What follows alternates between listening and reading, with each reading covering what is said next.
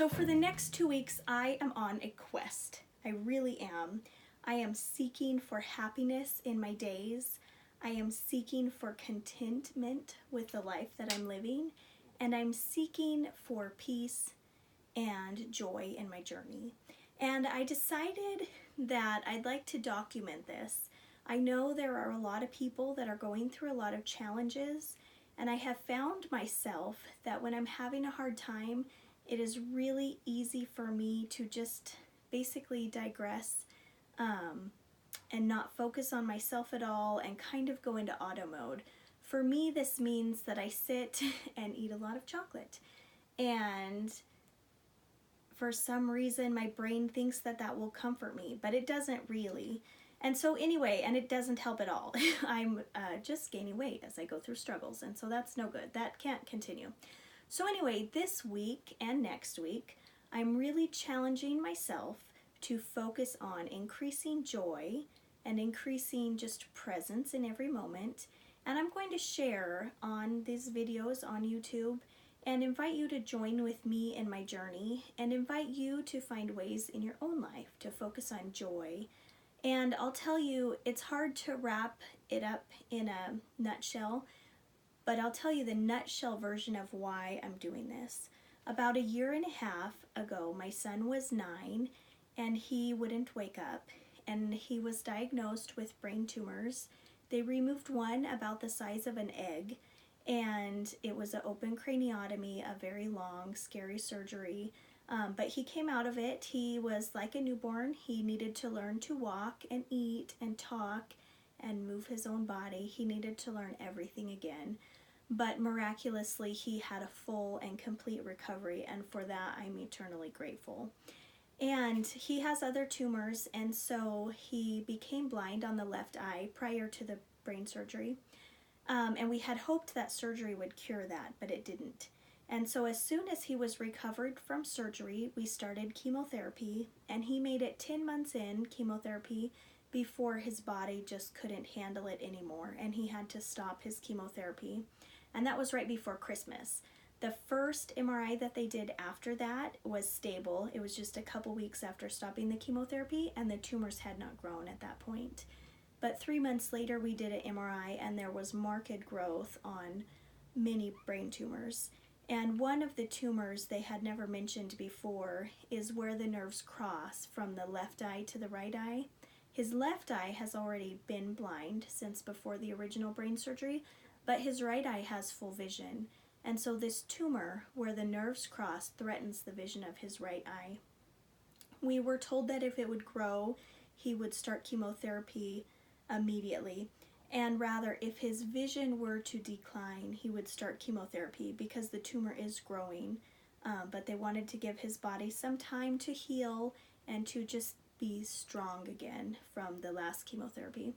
And so anyway, his eye exam was a couple months ago, maybe a month and a half ago, and it was good. The vision in the right is still perfect. And so now we're coming up to his new MRI will be in 2 weeks. And now we're to the point again where that MRI will tell us if the tumors are continuing to grow and if he needs to start a new, more aggressive form of treatment than what he was on before. So you can imagine with me, this is a little bit terrifying, and it tends to try to hijack my thoughts all of the time. I can be working, and all of a sudden I'll just find myself thinking about my son and worrying about the future.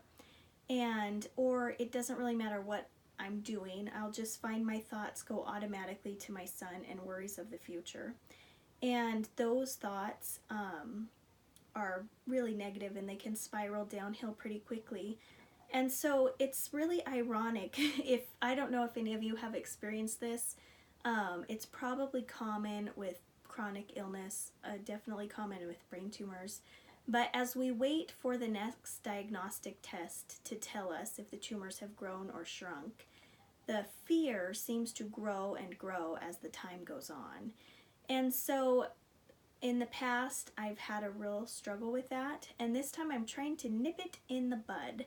And so that's why I have this challenge for myself to focus every day on what I can do to be more positive and focus on the good things in my life. Also, I should say that in 2 weeks, if it turns out my son needs treatment and the treatment is difficult, I would hope that I have used these 2 weeks to have fun and make memories and do wonderful things. And so that's my plan for the 2 weeks, to be happy and to try to keep my thoughts on a positive note.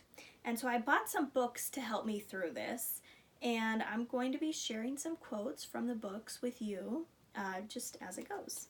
So one of them is called The Power of Patience by M.G. Ryan, and that is something I really struggle with. Patience, it's so important to be patient. We can't rush everything. I can't have everything I want right in this moment, but I struggle with it. I want my son to be miraculously cured and living the life of a happy 11-year-old this summer. I want this to be all over and in our past, but I need to be patient. I know things will work out over time, and so I'm really working on it. I'm excited to learn from this book. And another book, the picture is a little silly maybe. It's all how you look at it, keeping perspective on life's ups and downs. And I don't see here the name of the author on this one. It says Inspired by Faith. And so, but this is exactly, I think that it's true.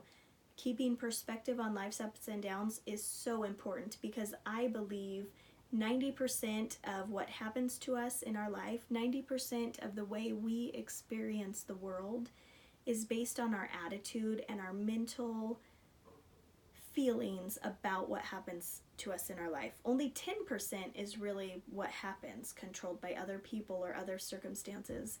But I think 90% of how we perceive our life is entirely based on our own feelings and our own just attitudes. So I'm excited for this one. The next one is called No Limits But the Sky. Dream, Dare, Persevere, and Succeed. And I'm looking again, the author's not on the front. It's just a gift book from Hallmark, so it doesn't have an author on it. But anyway, I think this is true too. In life, we put limits on ourselves, and we don't need to have limits. I think that if we dream big dreams, we can do wonderful, wonderful things. And so I'm excited to see what fun bits of inspiration this book has for me. And the last one, I probably won't share too much with you because it's like a full-on novel, but it's called The Happiness Project, and this really caught my eye. Somebody took a year trying to do all the things that the studies say will bring us happiness. And so I am excited to see, what they learned from it, because basically that's what I'm doing in 2 weeks. I'm going to condense it down, and for these 2 weeks, I'm going to try everything I can possibly do to be mindful, to live in the moment, and to focus on gratitude. And so I just wanted to share this with you. If you have any comments or any tips for me on how to find joy in the moment and how to focus on today, and especially how to not let the fear about tomorrow steal the joy from today, I would love to hear them in the comments. Thank you very much, and I wish you all the best.